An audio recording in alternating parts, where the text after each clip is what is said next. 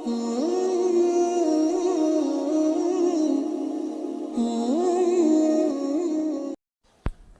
اللہ الرحمن الرحیم۔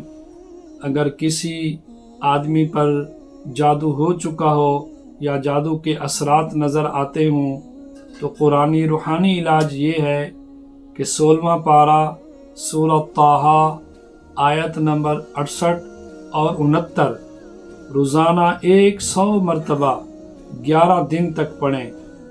آیات یہ ہیں: قُلْنَا لَا تَخَفْ إِنَّكَ أَنْتَ الْأَعْلَى وَأَلْقِ مَا فِي يَمِينِكَ تَلْقَفْ مَا صَنَعُوا إِنَّمَا صَنَعُوا كَيْدُ سَاحِرٍ وَلَا يُفْلِحُ السَّاحِرُ حَيْثُ أَتَىٰ۔